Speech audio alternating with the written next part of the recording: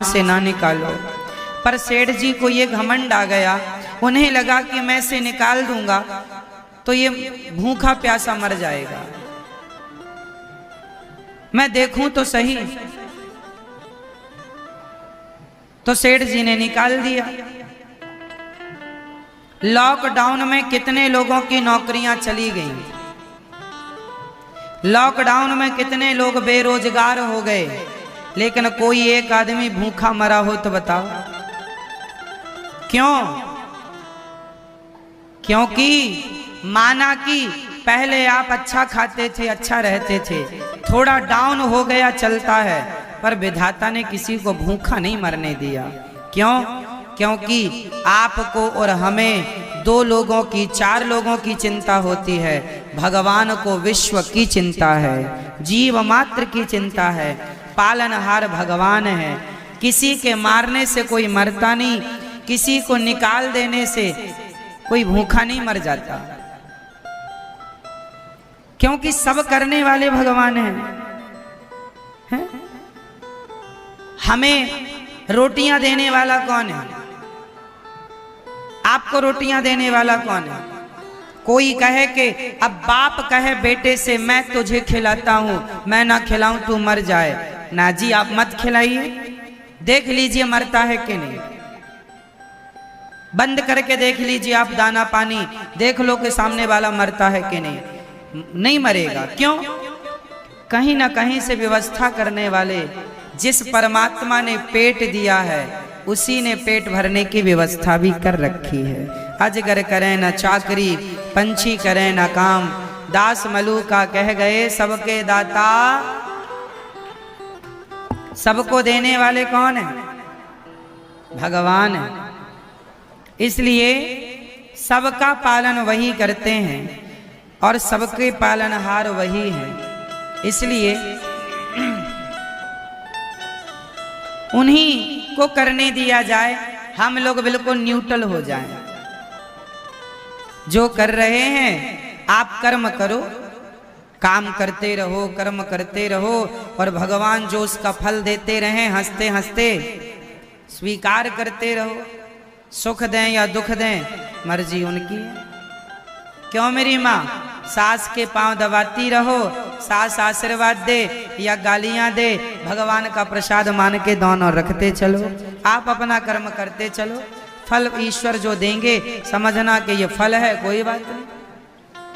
आपकी कोई आरती उतारे तो भी आप प्रसन्न रहो, कोई आपकी तरफ जूता फेंके तो भी आप प्रसन्न रहो, क्योंकि दोनों ही भगवान की इच्छा है। इसलिए हर हाल में खुश रहना ये सबसे उत्तम उपाय है। जीवन जीने की कला है, बेहतरीन कला है।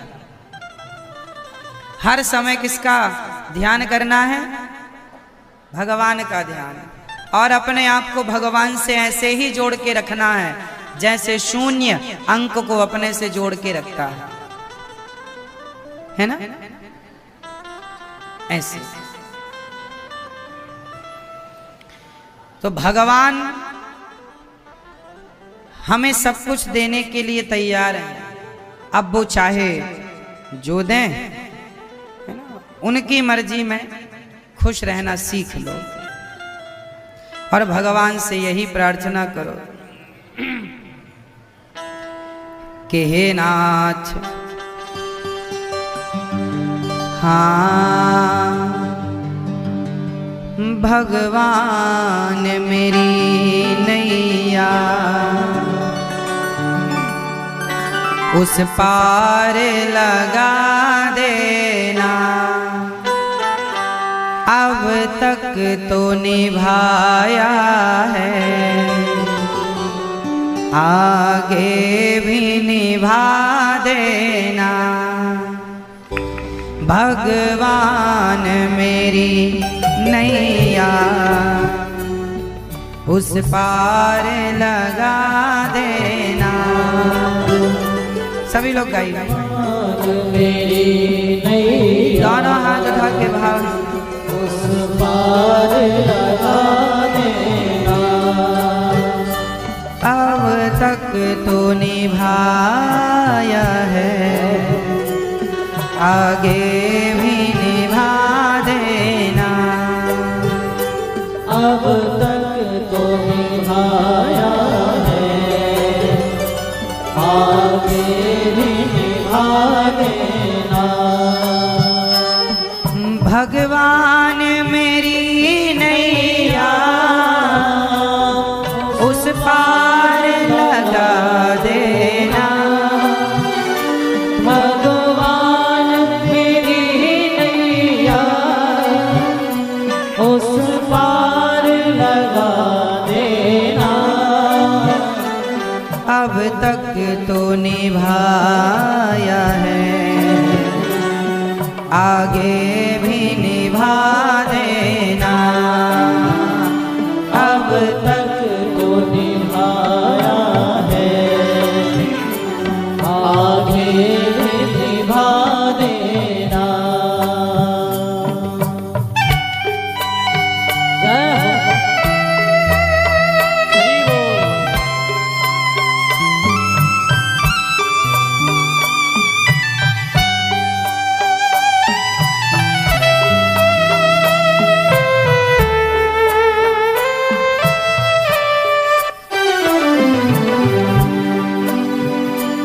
हम दीन दुखी निर्बल नित नाम जपें प्रतिपल। हम दीन दुखी निर्बल। उनकी मर्जी में प्रसन्न रहो, बस गलत काम ना करो। अपनी बुद्धि से, अपने विचारों से, अपने विवेक से गलत ना करो। बाकी जो हो रहा है वो भगवान की मर्जी।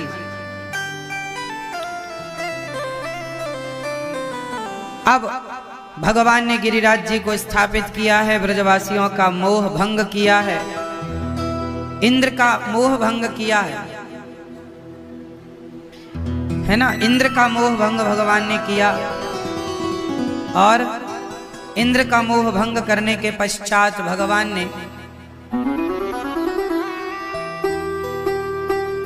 सुदर्शन और शंखचूड़ नाम के भगवान ने कुछ दैत्यों का दमन किया। अब सारे ब्रजवासियों को यमुना जी में स्नान करने नंद बाबा गए, वरुण देवता लेकर गए, वरुण लोक से पिताजी को लेकर आए भगवान। सारे ब्रजवासियों को, मित्र परिकर को बैकुंठ का दर्शन कराया है ठाकुर जी ने। और बैकुंठ जाकर के अंत में परिणाम यही निकला है कि बैकुंठ से भी श्रेष्ठ ये भूमि है जहां भगवान ने लीलाएं की। लीलाएं की ये श्रेष्ठ भूमि है। इसलिए वृंदावन की महिमा बैकुंठ से भी ज्यादा है। इसलिए धन्यम वृंदावनम तेन भक्ति नृत्यति यत्र च। धन्य है ये वृंदावन जहां भक्ति महारानी ताता थैया करके नाचती हैं, नृत्य करती। ऐसी भूमि है ये, भक्ति का भी नाचने का मन करता है। इसलिए वृंदावन जो आता है भाव में डूब जाता है, भाव विभोर हो जाता है। आज भगवान ने गोपियों को बुलाया सबके संग रास रचाने के लिए। आज यमुना के किनारे खड़े हैं भगवान। भगवान पिता रात्रि शरदोत्फुल्ल मल्लिका वीक्षरन्तुं मनश्चक्रे योग मायामुपाश्रितः।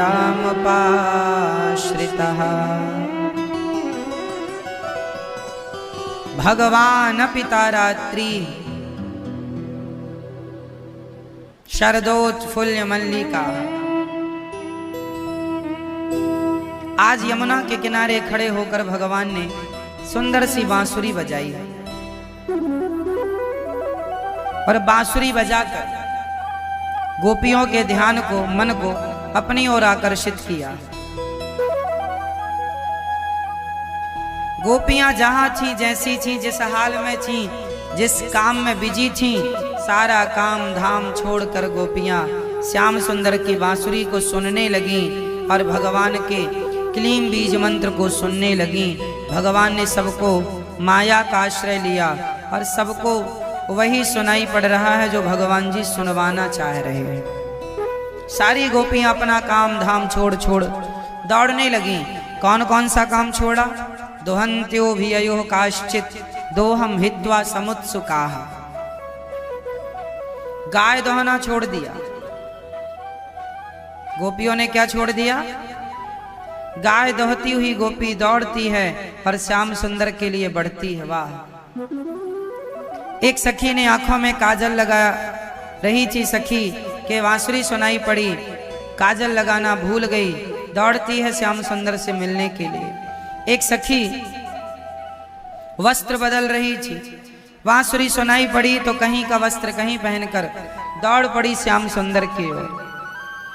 एक सखी बच्चे को दूध पिला रही थी, बच्चे को वहीं छोड़ा, दूध पीता हुआ छोड़ करके बच्चे को, दूध पीते हुए बच्चे को छोड़कर गोपी श्याम सुंदर से मिलने के लिए दौड़ पड़ी।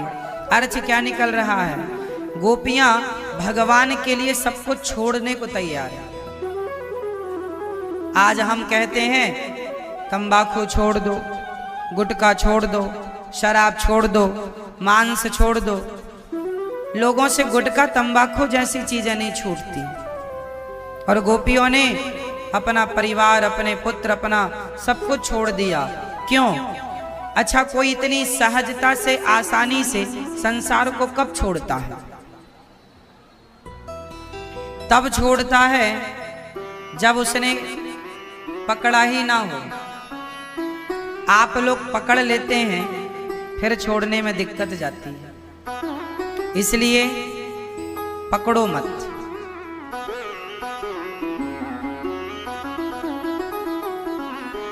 आप ट्रेन में जब यात्रा करते हैं तो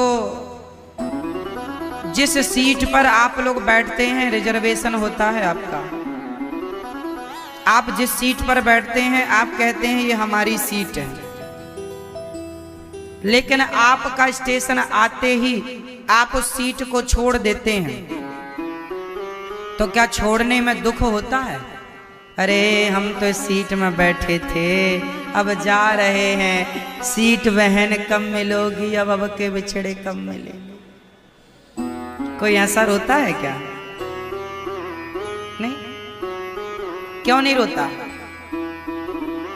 क्योंकि आपने सीट को कुछ घंटे के लिए पकड़ा था। सदा के लिए पकड़ना आपका मन ही नहीं था। आपको ये अंदर से ज्ञान था कि थोड़ी देर के लिए ये सीट अपनी है, छोड़ना पड़ेगा। इसलिए जब छोड़ना पड़ेगा तो सीट से हमारा कोई अटैचमेंट नहीं होता, कोई लगाव नहीं होता। क्यों मेरी मां सही है? जैसे 12 घंटे में, 10 घंटे में, 18 घंटे में हमें ट्रेन की सीट छोड़नी पड़ती है, ऐसे 50 साल में, 70 साल में, 100 साल में, 20 साल में ये शरीर भी एक सीट है, ये भी छोड़ना पड़ेगा। परिवार भी एक सीट है, एक ना एक दिन हमें छोड़ना पड़ेगा पति को, पत्नी को।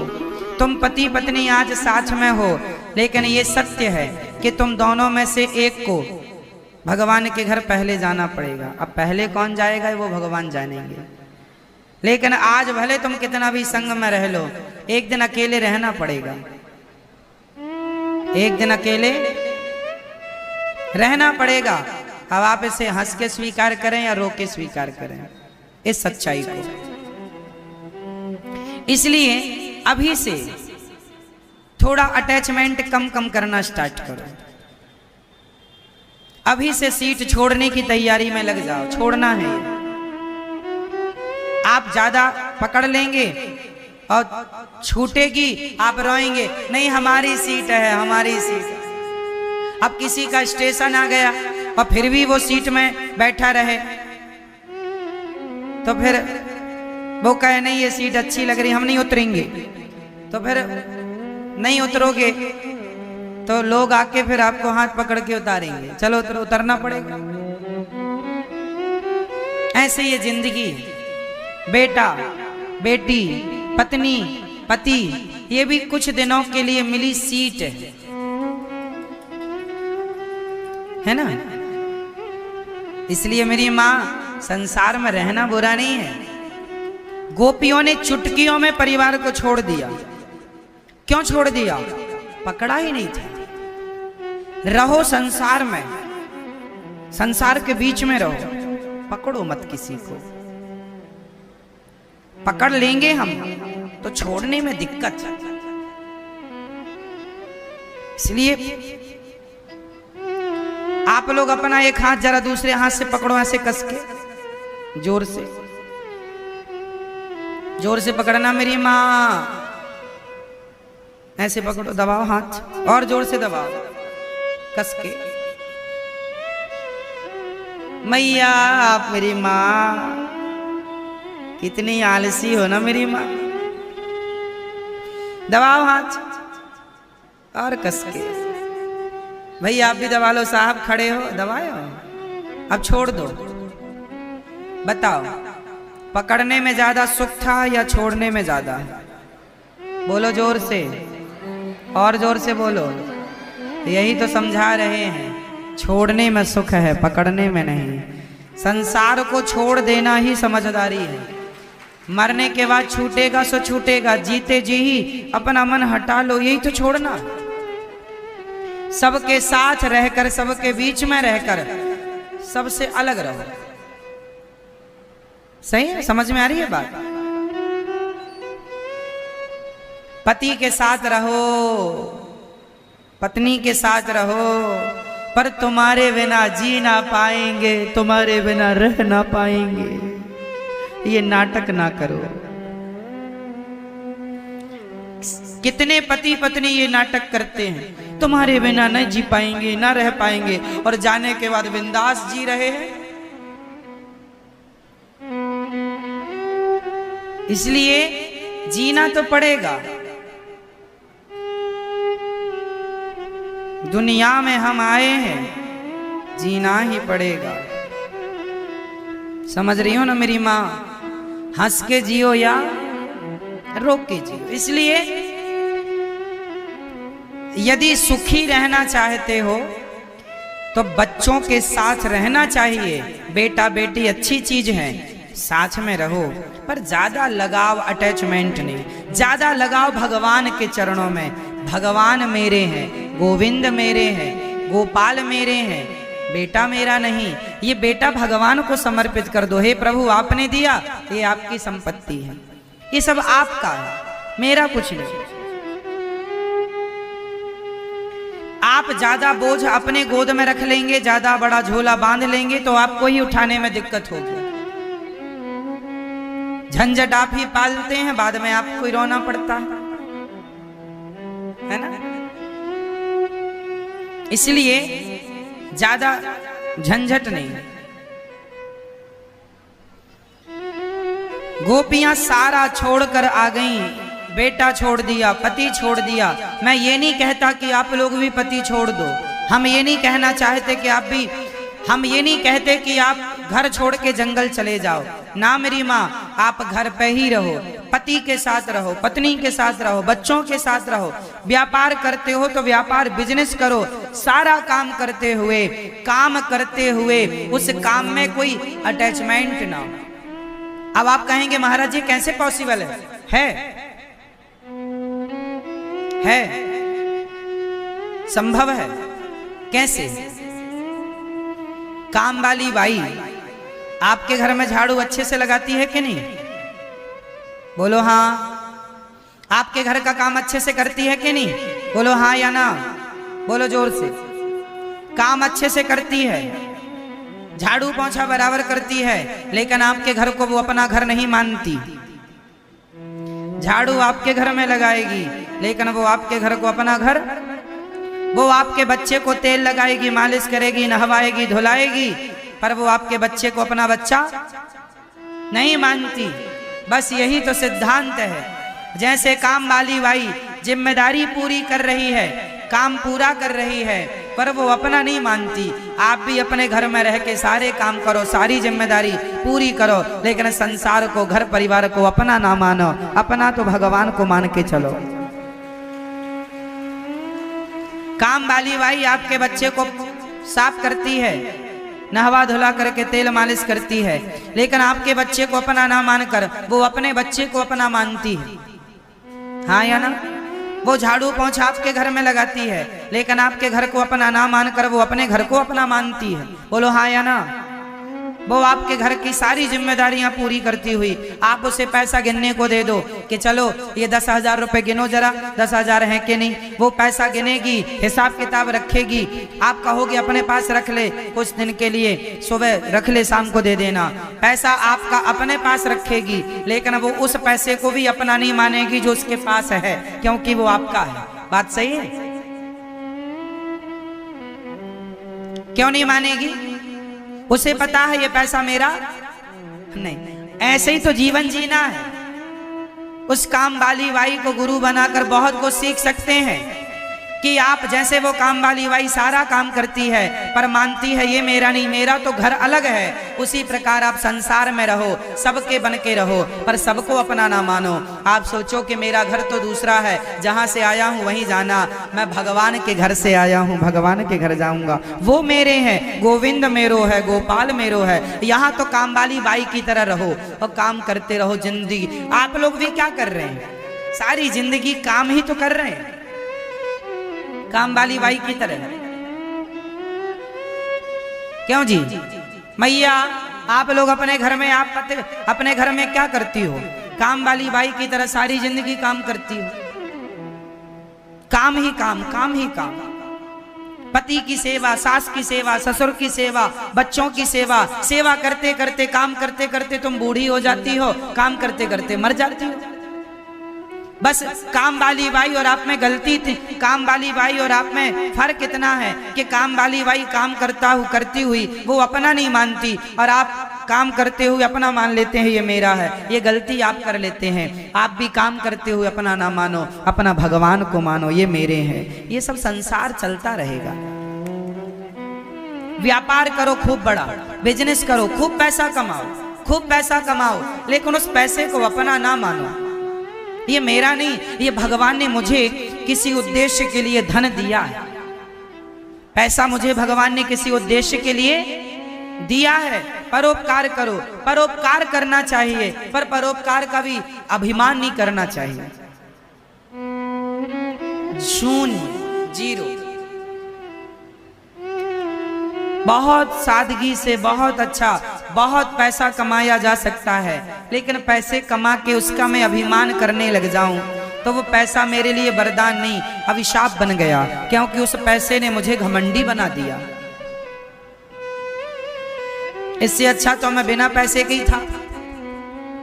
इसलिए धन आया है तो समझना कि भगवान आपसे कुछ कराना चाहते हैं कि आप इस धन से कुछ धर्म कीजिए, कुछ अच्छा कीजिए, परोपकार कीजिए, वृद्ध माताओं की सेवा कीजिए, दीन दुखियों को भोजन कराइए, गरीबों की सेवा कीजिए, वस्त्र बांटिए गरीबों को। आपकी जरूरत से ज्यादा पैसा आ गया है तो आप लोग क्या करते हैं? आपके पास जरूरत से ज्यादा पैसा आ जाए तो आप बच्चों के लिए सेव करने लग जाते हैं, सेविंग करने लग जाते हैं। बच्चों के काम आएगा। बच्चों के काम क्या आएगा? बच्चे अपना कमा के खाएंगे। हमने उनको कर्म करना सिखा दिया, सीख लो, अपना कमाओ खाओ। आपकी जरूरत से ज्यादा जो धन आवे उसे धर्म में लगाना चाहिए, परोपकार में लगाना चाहिए, सेवा में लगाना चाहिए।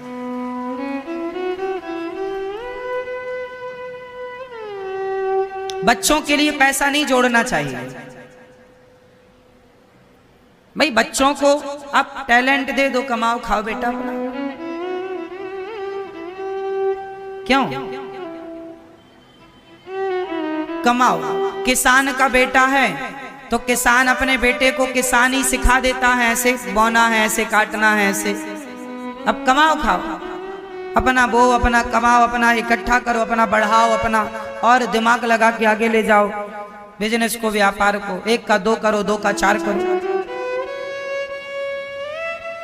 पैसा देने से समाधान नहीं, अटैचमेंट संसार में ना हो। यही आपका अटैचमेंट, यही आपका संसार से लगाव आपको रुलाता है, परेशान, ये आपका परलोक बिगाड़ता है। हमारी मैया, बूढ़ी बूढ़ी माताएं बेटा बेटी पोता पोती करती करती बेचारी सारी जिंदगी पोता पोती करती, पहले बेटा बेटा करती रही, फिर पोता पोता करती रही, फिर पोते का भी बेटा हो गया तो फिर सोने की नसेनी में चढ़ के देखती हैं। क्यों मेरी माँ? सोने की नसेनी में चढ़ चढ़ के माताएं देखती हैं, सोने की नसेनी में चढ़ के भगवान को ना देखा। अरे भगवान को देखो मेरी माँ। पहले कितनी औपचारिकताएं थी, ज्यादा जी लिया कोई 100 साल तक है जिंदा, बेटे बेटे का बेटा का बेटा का बेटा हो गया, अरे उसे लगता हम अमर हो गए, है ना। कितने भी तुम्हारे वंश में बच्चे हो जाएं अच्छी बात है, तुम्हें क्या करना, तुम अपना ध्यान करो। गोपियों की तरह सब छोड़कर गोविंद के पास आई, भगवान ने स्वागत किया। स्वागतम वो महाभागा प्रियम किम करवाणि वह ब्रजस्या नामयम् कच्चित् ब्रूता गमन कारणम्। स्वागतम वो महा, सारी गोपियां आई, भगवान ने सबका स्वागत किया। आओ देवियों, आने का उद्देश्य क्या है ये बताओ, आने का हेतु क्या है ये बताओ। भगवान ने सबका स्वागत किया, आओ आओ आओ। क्या उद्देश्य है आने का? भगवान ने कहा, गोपियां बोली आपने बुलाया बांसुरी बजाकर, हम चली आई। भगवान बोले आ गई हो, वापस जाओ। क्यों जाएं वापस? अपने पति को छोड़कर आई हो आप, अपने परिवार को छोड़कर आई हो आप, जाओ। भगवान गोपियों को पातिव्रत धर्म का उपदेश करते हैं। भगवान कहते हैं, दोहशीलो दुर्भगो वृद्धो जड़ो रोग्य धनो पिवा।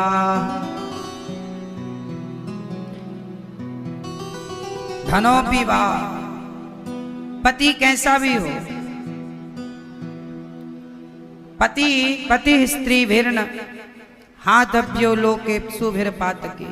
कैसा भी पति हो, अंधा लंगड़ा बहरा काना सारा कैसा भी, हमें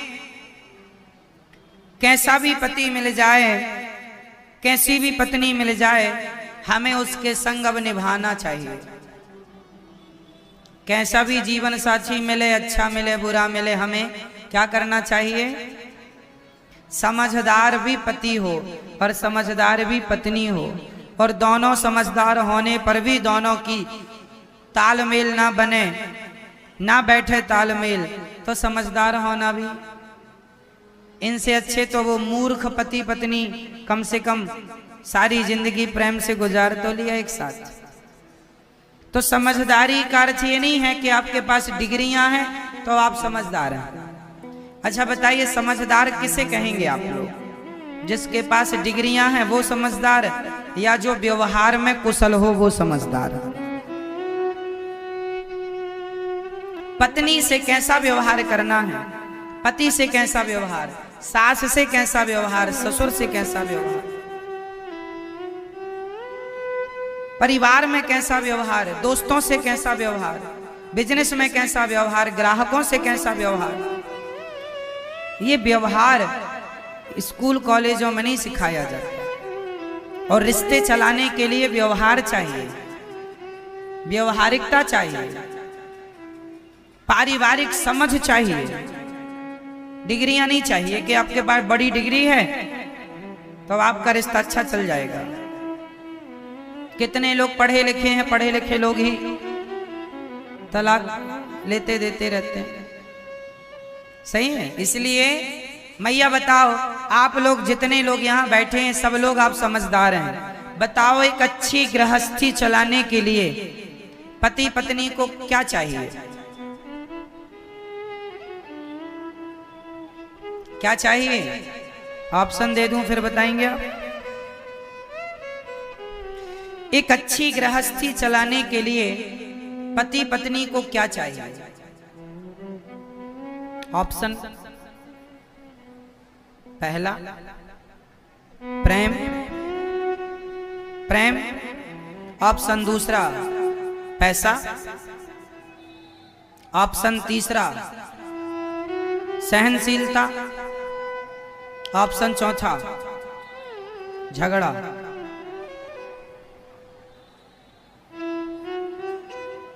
एक अच्छी गृहस्थी चलाने के लिए कौन से नंबर का ऑप्शन चाहिए आपको? पहला, दूसरा, तीसरा या चौथा? तीसरा। क्या था तीसरे में? और पहले में क्या था? प्रेम। तो प्रेम चाहिए गृहस्थी में? आपके हिसाब से क्या चाहिए? प्रेम। भैया जी कह रहे हैं प्रेम। आप बताइए गृहस्थी में क्या ज्यादा जरूरी है?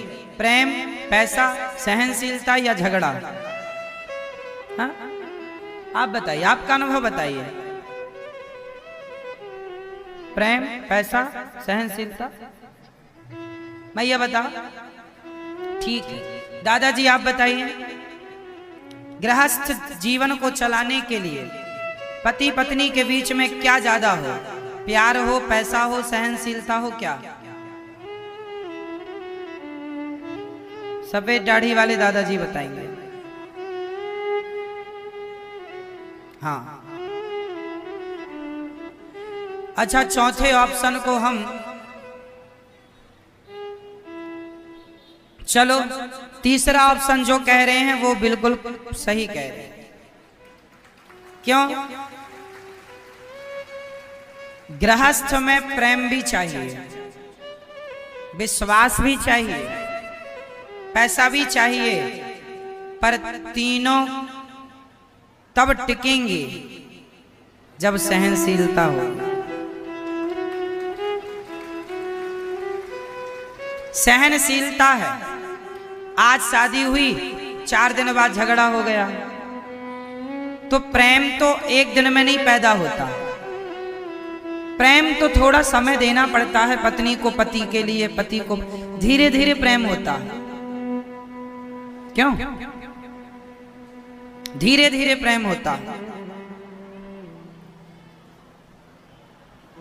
जिस माँ का बेटा जन्म लेते ही भगवान के घर चला जाता है, वो माँ बेटे के लिए रोती है पर ज्यादा नहीं रोती। क्यों नहीं रोती? क्योंकि अभी 2 दिन का था, भगवान के घर चला गया, ज्यादा अटैचमेंट नहीं हो पाया, प्यार नहीं हो पाया उस बच्चे से।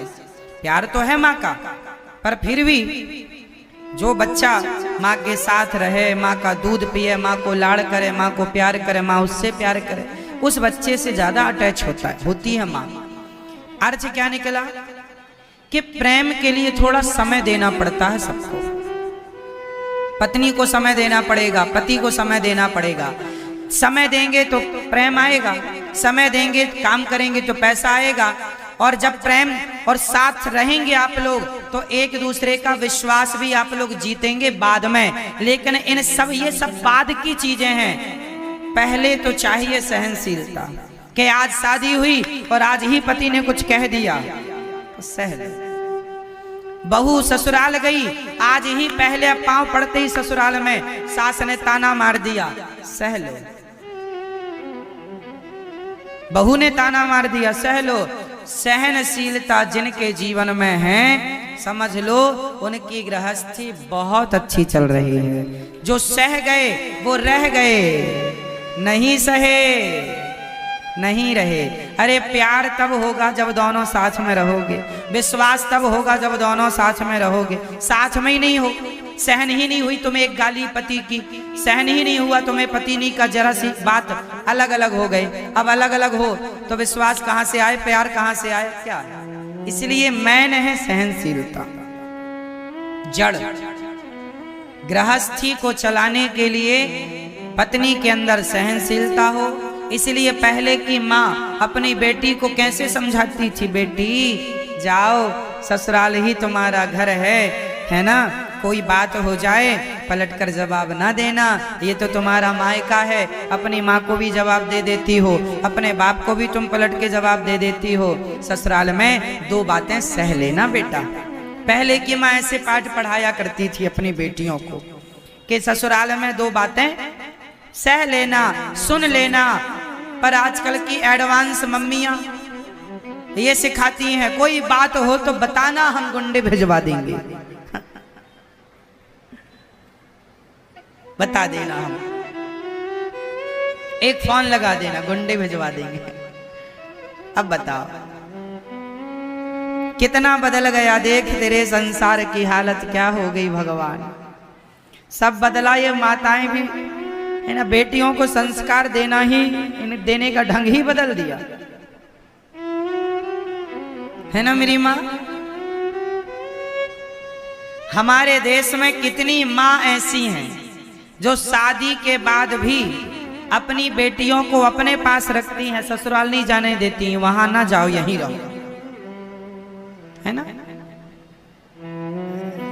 लड़कियों की माँ बेटियों से इतना प्यार करती है, उसके चक्कर में उसका घर बिगड़ जाता। कितने केस ऐसे हैं जहां माँ की गलती के कारण लड़की का घर बिगड़ जाता है।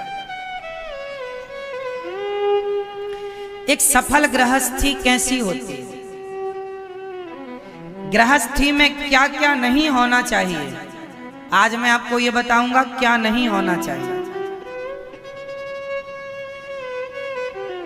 आजकल आपने देखा होगा कि अक्सर घरों में जो आपकी बेटियां हैं, वो बेटी जब अपने मायके आती है ना, तो वो मायके में आकर के बड़ा, कुछ बेटियां ऐसी हैं जो मायके में आकर के बड़ी राजनीति करती हैं।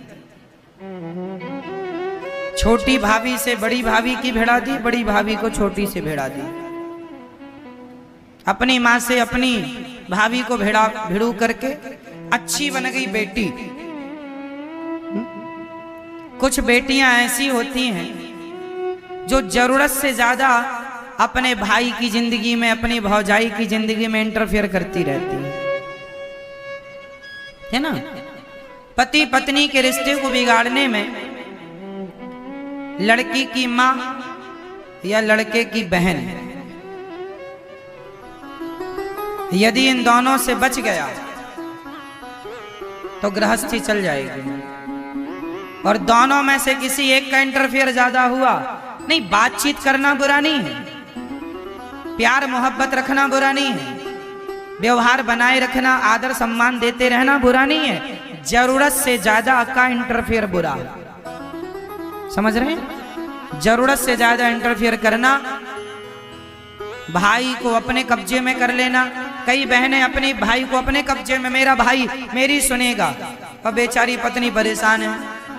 कई माताओं ने अपने बेटे को वश में कर लिया, तू मेरी सुन, अपनी पत्नी को निकाल दे, मैं तेरे लिए दूसरी शादी करा दूंगी। ऐसी भी माएं आपको आज की मिल जाएंगी जो बेटे से कहती हैं तू कुछ भी करके से तलाक दिला दे, मैं तो तेरे लिए दूसरी दुल्हन ले आऊंगी। माँ कई बार कितने घरों में, कितने केसों में देखा गया, किसी घर में किसी केस में माँ की गलती है, किसी केस में बहू की, किसी केस में बहन की गलती है, किसी केस में भाई की। हम ये कहते हैं कि चाहे माँ हो, चाहे बहन हो, चाहे आप स्वयं हो, कोई भी हो, हमें गृहस्थी चलाने की ओर बढ़ना है, निभाना है, रिश्तों को बनाए रखना है, रिश्तों को निभाना है। तोड़ने की बातें नहीं करनी कि तोड़ दो, इसे निकाल दो, हम दूसरी ले आएंगे, ये कोई बात नहीं हुई। गृहस्थी बहुत नाजुक है, इसलिए बड़े बड़े ऋषि मुनियों ने कहा, संतों ने कहा, रही मन धागा प्रेम का मत तोड़ो छटिकाए, टूटे से फिर ना जुड़े, जुड़े सो गांठ पड़ जाए। रही मन धागा प्रेम का मत तोड़ो छटिकाए। ऐसी गृहस्थी बड़े प्रेम से निभानी चाहिए, चलानी चाहिए। गृहस्थ आश्रम में रहकर पति पत्नी को भगवान का चिंतन करना चाहिए। और मुझे लगता है जिस पत्नी को अपने पति पर विश्वास है और जिस पति को अपनी पत्नी पर विश्वास और प्रेम और समर्पण है दोनों का एक दूसरे के जीवन में, फिर जमाने की परवाह ना करो, आप दोनों चला लोगे। दोनों मजबूत हैं तो फिर टेंशन नहीं। दोनों कमजोर हो जाते हैं ना तो फिर इनका फायदा कोई ना कोई उठा लेता है।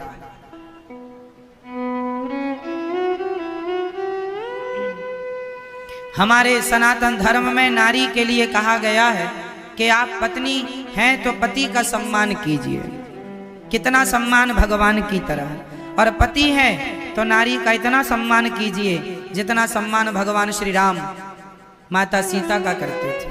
कि माता सीता के लिए रावण से लड़ गए बिना खंबे का। लोग कहते हैं प्रेम की निशानी ताजमहल है, अरे राम सेतु है प्रेम की निशानी, जो राम जी ने सीता माँ के लिए बिना खंबे का सेतु तैयार कर दिया। प्रेम है ना। इसलिए ये दास कहता है बिन परमेश्वर सूना मंदिर, बिंदिया बिना लीलार सोना, पति बिना संसार। पति ही जप है, पति ही तप है, पति ही है करता, पति से ही पत इस तन की है, पति बिन विपति हजार सोना, पति बिना संसार। पति जैसे बिना भगवान के मंदिर सूना है, बिना बिंदिया के माथा सूना है, ऐसे बिना पति के नारी सूनी होती है, अधूरी होती है। एक पतिव्रत रहे जगत में, सब व्रत हैं बेकार। एक पतिव्रता नारी का एक व्रत, कौन सा व्रत नारी का होना चाहिए? एक पतिव्रत रहे जगत में, नारी का एक व्रत होता है केवल पतिव्रता। जो नारी अपने पति से प्रेम करे, पराये पुरुष की तरफ स्वप्न में ना देखे, वही नारी सर्वश्रेष्ठ पतिव्रता नारी है। जो नारी अपने पति को छोड़कर पर पुरुषों से मन लगाए, वो नारी श्रेष्ठ नहीं हो सकती। इसलिए एक पतिव्रत रहे जगत में, सब व्रत हैं बेकार। बिन पतिव्रत के नारी का तो जीवन है बेकार। सोना पति बिना संसार। अच्छा ये बताओ, नारी जिनके पति नहीं है, जिनके पति या तो देश का जवान शहीद हो गया, शहीद की पत्नी है, या कोई सामान्य स्त्री जिनका पति भगवान के घर चले गए, अब वो पत्नी है, तो वो पत्नी बोलेगी कि महाराज जी क्या हम पतिव्रता हैं? हाँ, जो नारी अपने पति के जाने के बाद परमेश्वर में अपना मन लगाती है, वह नारी पतिव्रता ही कहलाती है। वह नारी पतिव्रता ही कहलाती है। जो नारी अपने पति के जाने के बाद पर पुरुष से मन लगा लेती है, वो पतिव्रता भले ना कहलाए, परंतु वह नारी माता कौशल्या दशरथ जी के जाने के बाद भी रही, और वह पतिव्रता ही रही। पतिव्रता का अर्थ ये नहीं है सती का कि पति के संग आग में जल जाए, वही पतिव्रता है। जो पति के जाने के बाद पूर्ण रूप से समर्पण भगवान के श्री चरणों में कर दे, वह नारी पूर्ण पतिव्रता कहलाई जाएगी। पतिव्रता। तो आप लोग अपने आप को पतिव्रता ही मानो। एक पति ही ब्रह्मा। देखो अब पति कौन है? पति ही ब्रह्मा, पति ही विष्णु, पति नर्मदाधार।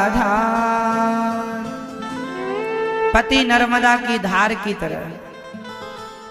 जिस नारी ने कंधा पाया, पति का कंधा, जिस नारी ने कंधा पाया, उसकी नैया पार सूना, पति बिना संसार। पति का बहुत बड़ा स्थान है मेरी माँ। पति से ही आपकी मांग है, पति से आपकी चूड़ी है, पति से आपकी मेहंदी है, पति से आपकी बिछिया है, पति से आपका सिंगार है। पति है तो सिंगार भी अच्छा लगता है।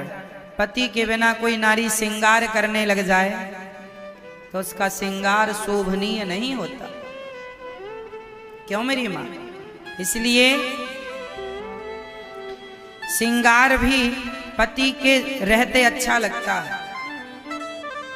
सजती भी पतिव्रता नारी, इसलिए पति आपके मांग का सिंदूर है। उसकी इज्जत किया करो, उसका सम्मान किया करो। और पत्नी पति के लिए क्या होती है? आपके वंश को आगे बढ़ाने वाली, आपके वंश को, आपके वंश का रक्षक आपकी पत्नी होती है। आपके पितरों को पानी देने वाला जो बेटा है वो माँ के गर्भ से ही बाहर आता है। इसलिए नारी का भी सम्मान पुरुषों को बराबर करना चाहिए। जितना सम्मान पत्नी करे उतना सम्मान उसका पति भी उसका करे, तब व्यवस्था बनती है। एक ही आदर करे और दूसरा लात मारे, ऐसे नहीं चलते रिश्ते। रिश्तों के लिए दोनों का समर्पण होना, समर्पण भाव होना आवश्यक है। पत्नी अपनी जिम्मेदारी समझे, पति अपनी जिम्मेदारी समझे और दोनों गृहस्थी चलाएं बढ़िया। समाज के लिए आप अच्छी संतान लेकर आए, अच्छे संस्कार लेकर आए कि आपके बच्चों से समाज को नई प्रेरणा मिले, नई शिक्षा मिले, है ना, नए अवसर मिले आगे बढ़ने के। तो ये गृहस्थी ऐसी है। आजकल तो लड़ते ही रहते हैं पति पत्नी। पति रास्ता भटक जाता है, किसी पराई नारी में पड़ गया, नारियां पराई पुरुष में पड़ जाती हैं। बचना चाहिए, पर पुरुष में पर नारी से मन हटाना चाहिए। कभी भी मन नहीं लगाना चाहिए पर नारी पर पुरुष में। स्वप्न में भी आपका मन ना जाए, अपने आप को इतना एकाग्र करके रखो, मन में इतना संयम बना करके रखो। सारी गलती माफ है, चरित्र की गलती माफ नहीं होती। आपने झगड़ा कर लिया, उल्टा सीधा कह दिया, सब माफ हो जाएगा। क्यों जी? चरित्र बिगड़ गया फिर माफ नहीं होगा।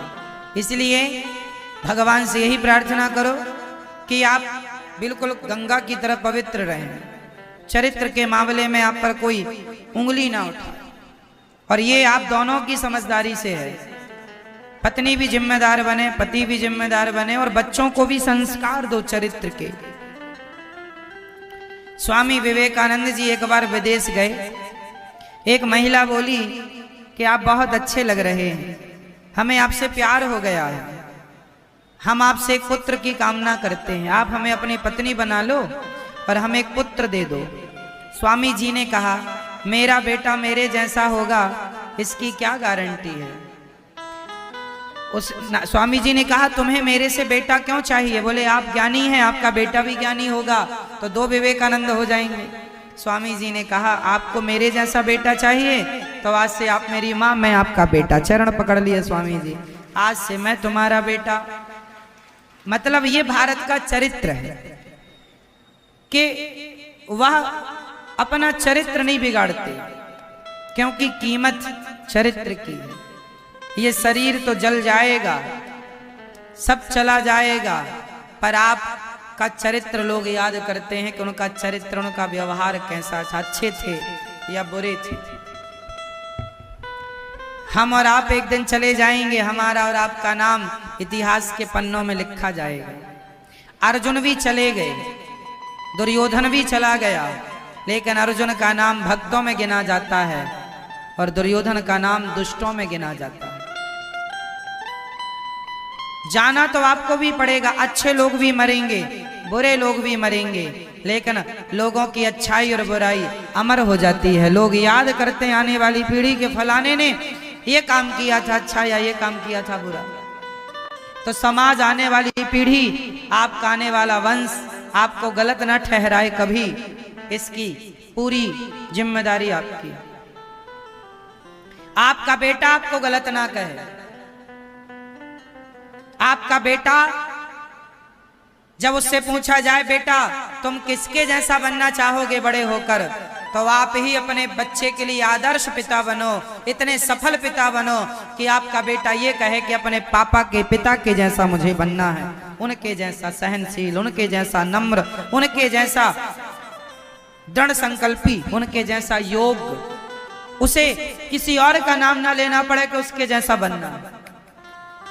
हर पिता को अपने बेटे के लिए सफल होना चाहिए ताकि आपका बेटा आपकी तरह बनना चाहे। और आप गलत रास्ते पर चले गए तो आप खुद नहीं चाहेंगे कि आपका बेटा आपके जैसा बने। सोचो कि जो बाप अपने बेटे से कहे कि मेरे जैसा मत बनना, अब शराब पीने वाला बाप क्या बच्चे का मार्गदर्शन करेगा? क्या सीखेगा उसका बेटा उस बाप से? क्या प्रेरणा लेगा? क्या दिया तुमने अपने बच्चों को? शराब पी करके खड़े हो, बच्चों के सामने तुम पति पत्नी लड़ रहे हो, क्या प्रभाव पड़ेगा बच्चों पर? क्या यही एक आदर्श पिता होता है? एक आदर्श पिता बनो, सही है ना? एक आदर्श पिता कैसा? मेरे राम जैसा, दशरथ जी जैसा, है ना? ये आदर्श पिता। बहुत सारे पिता मिल जाएंगे जो बच्चों को बहुत अच्छी शिक्षा, बहुत अच्छा ज्ञान, बहुत अच्छा रास्ता बता कर जाते हैं। और कुछ बच्चे, कुछ माँ बाप ऐसे हैं गलत रास्ते पर चला देते हैं बच्चों को। शराब खुद पिएंगे, बीड़ी खुद पिएंगे, झूठ खुद बोलेंगे, गलत खुद करेंगे बच्चे भी। आदर्श पिता बनो, आदर्श मां बनो। माता मदाल शाह, आदर्श मां, आदर्श पिता।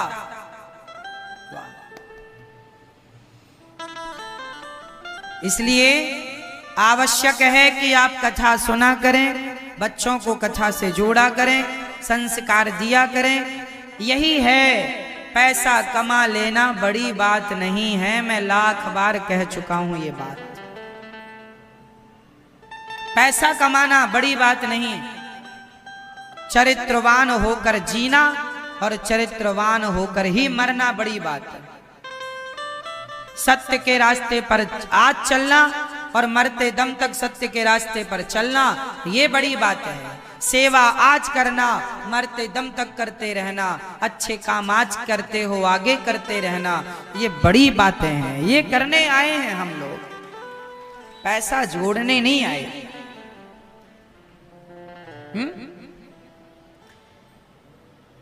आप अपने आप से ये सवाल करना कि आपका ये जन्म क्यों हुआ है, क्या उद्देश्य है आपका, लक्ष्य क्या है आपका, आपको कहां जाकर शांति मिलेगी। कितना भटक रहे हो, दर दर की ठोकर खा रहे हो।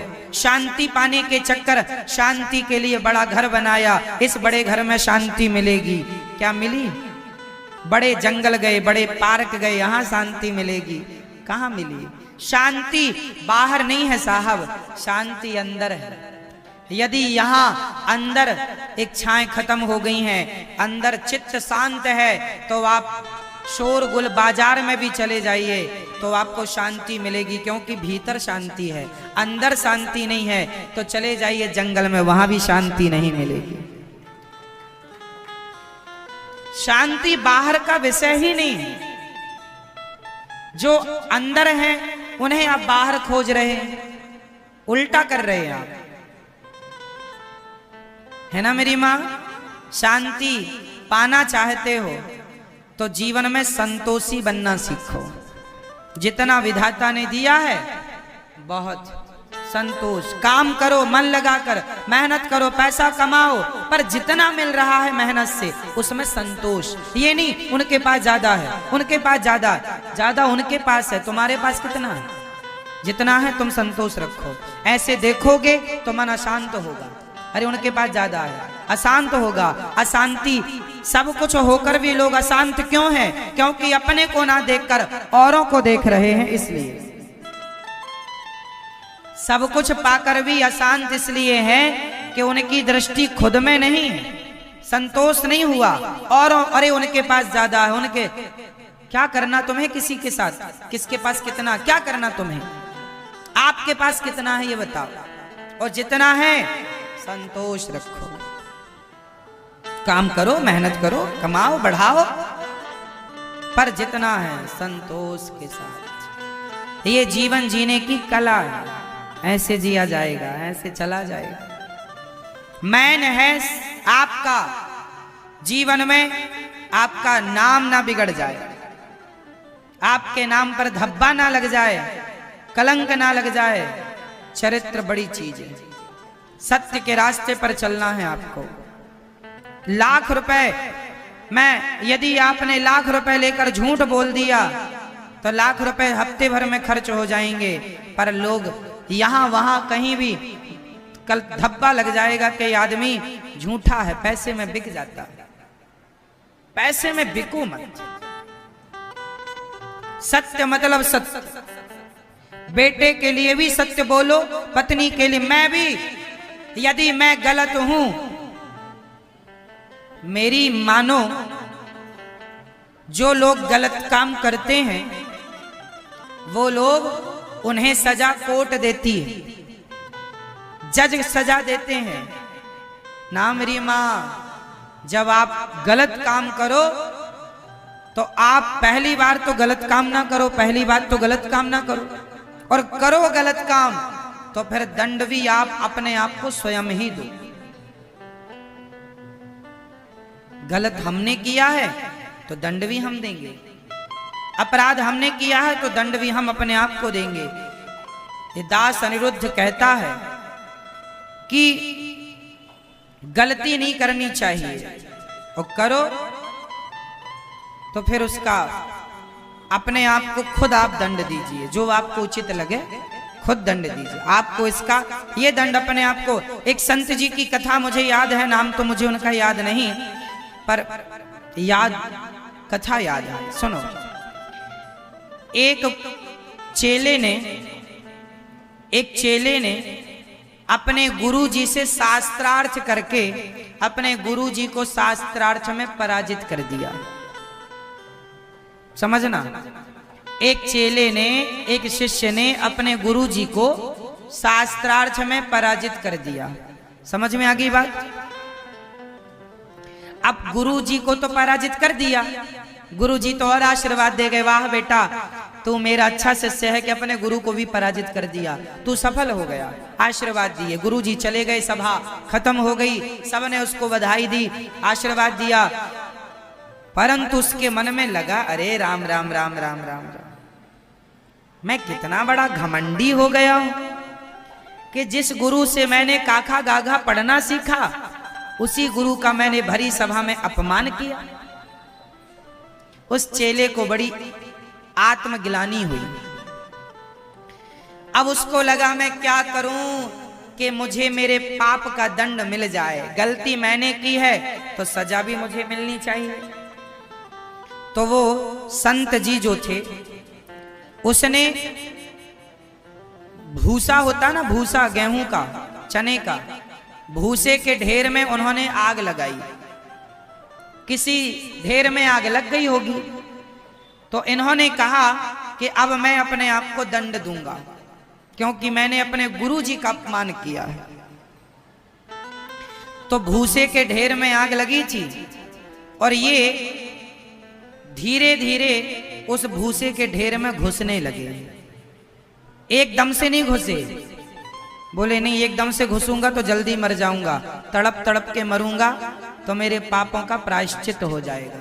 तो पहले पांव को डाला, जब पांव जल गए तो और अपने आप को घुसा दिया आगे, फिर कमर तक डाला, फिर कमर तक जल गया तो पूरा धीरे धीरे करके हाथ आखिरी में रखा कि हाथ से ऐसे पीछे की तरफ घिसटते जाएंगे, और उन्होंने पूरा अपने आप को जलाकर समाप्त कर दिया। क्यों समाप्त किया? क्योंकि उनसे अपने गुरु जी का अपमान हो गया था, केवल ये पाप।